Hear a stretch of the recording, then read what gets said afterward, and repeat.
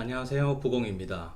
오늘은 지난 시간에 이어서 그 달러 투자 매도하는 방법에 대해서 말씀드리겠습니다. 매도를 말씀드리기 전에 지난 시간에 매수 그 분할 매수를 다 설명을 못 드려서 분할 매수에 대해서 말씀을 좀 드리고 매도를 말씀드릴게요. 자, 분할 매수는 그 매수 편에서 그 조건 네 가지 말씀드렸잖아요. 그 네 가지가 모두 충족이 되면 그때 투자금을 다 투자하는 게 아니라 분할 매수를 시작한다는 신호로 보시면 됩니다. 그래서 사람들마다 이제 목표 수익률이 다르겠지만 목표 수익률에 따라서 분할 매도하는 금액도 달라지겠죠. 근데 이제 뭐 이렇게 지금 여기 저자님 같은 경우에는 3원씩 떨어질 때마다 추가 매수를 한다고 하십니다. 그런데 이것도 이제 투자를 하다 보면 요령이 생겨서 이런 방식으로 투자를 하신다고 합니다. 그러니까 환율 구간에 따라서 들어가는 금액도 다르고, 그 다음에 아까 3원마다 떨어질 때마다 매수한다고 했는데 금액대마다 10원, 5원, 2.5원 이런 식으로 다르다는 거죠.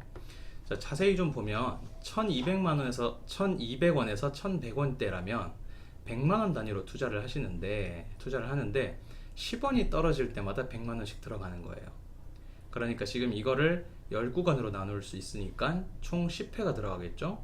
그럼 100만원씩 10회 하면은 1000만원이 되고, 그러니까 이분 같은 경우에는 달러를 기본적으로 1억을 가지고 투자하신다고 했기 때문에 이 정도 투자 금액이 나옵니다.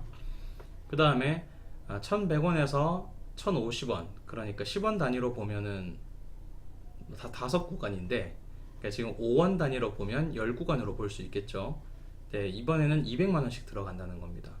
자, 이게 값이 환율이 떨어지면 떨어질수록 더 큰 돈이 들어가는 건 아무래도 이제 더 떨어지기가 쉽지 않기 때문에, 이 정도면은 정말 저평가됐다. 그렇기 때문에 돈을 벌 가능성이 커지기 때문에 더 큰 돈이 들어간다고 보시면 됩니다. 자, 이때는 이제 갭이 5원대마다 들어갑니다.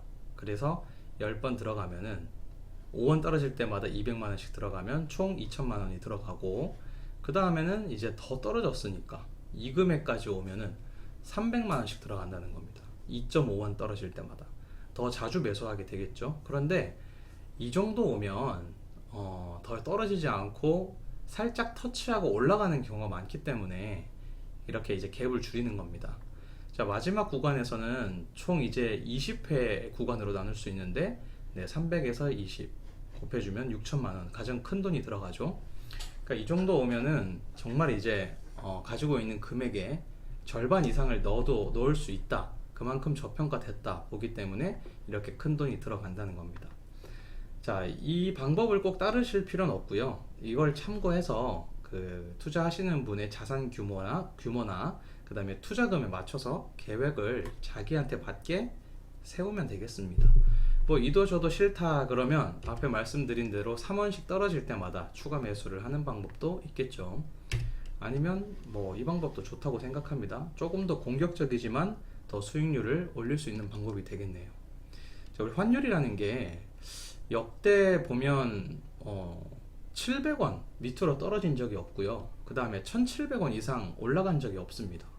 그것도 이제 뭐 IMF 때나 1700원 갔었고, 700원 때도 굉장히 오래전 얘기기, 한 20-30년 전 얘기이기 때문에, 지금 최근 10년간을 보면은 1000원 밑으로도 떨어진 적이 없어요. 그렇기 때문에 1000원 밑으로 안 간다고 보면 되고, 그러니까 1000원대까지 오면은 이렇게 공격적으로 매수하는 것도 좋다고 생각합니다. 네, 자, 그러면 이제 매도를 말씀드리려고 하는데요. 사실 매도를 제가 컨텐츠 만들면서 보니까 생각보다, 저는 아는 내용이어서 그런지 모르겠지만 따로 하지 않고 지난 시간에 다 넣어도 되지 않았을까 생각이 들더라고요. 생각보다 간단한데 보겠습니다. 매수도 분할로 했으니까 매도도 분할로 한다는 겁니다. 자, 세븐 스플릿이라고 하는 전략으로, 이 이름도 역시 그 저자님이 붙이셨는데, 세븐 스플릿이라고 하는 건 뭐냐면, 주식 매수할 때 분할로 매수하면 그 값이 싸질 때마다 분할로 매수하면 평단가가 낮아지잖아요. 그런데 이거는 평단가를 계산하지 않고 분할 매수하는 매수 건당, 그러니까 그걸 다 기록을 해 놓는 거예요. 뭐 제가 뒤에서 예시를 들어서 설명드릴 건데, 그렇게 매수 건당 새로운 매수를 했다고 생각하고 그 가격, 그 건건이 그 달러 가격이 상승하면 분할 매도를 한다는 겁니다. 네, 예시를 들어서 설명드리면 이해하기 쉬울 거예요. 자, 시간 순서대로 나열을 해서 첫 번째 1,900원에 매수를 한다고 치겠습니다. 제가 잘못 눌렀네요. 1190원이라고 했어야 되는데 지금 이제 확인했습니다. 자, 그냥 뭐 이해해 주시고 보겠습니다. 뭐 예를 들어 1달러에 1,900원이다. 그러면 1,900원에 매수를 했어요. 근데 3원이 떨어졌어요. 3원이 떨어지니까 네, 분할 매수를 합니다. 그 다음에 또 매수를 합니다. 자, 그래서 3원 떨어질 때마다 매수를 했는데 네 번째는 갑자기 3원이 올랐어요. 그러면 1897원이 되고, 그러면은 요 94원이 97원으로 3원이 올랐기 때문에 요거를 매도를 한다는 겁니다. 세 번째 거를. 그 다음에 97원에서 또 3원이 올라서 1900원이 되면 97원이 3원 상승하는 거기 때문에 요거를 매도한다는 거죠. 그 다음에 1900원이 1903원이 되면은 1900원이 또 3원이 올랐기 때문에 첫 번째 거를 매도를 한다는 겁니다.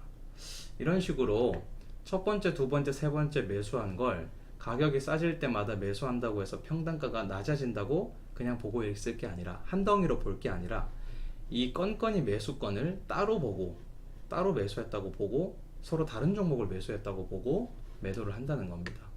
이해되시죠?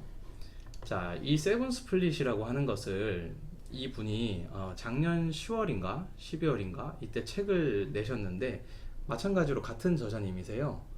여기에 이제 주식에서도 세븐 스플릿을 이용해서 분할 매수, 무달 매도를 하신다는데, 이 방식을 달러에도 그대로 적용을 하신 겁니다.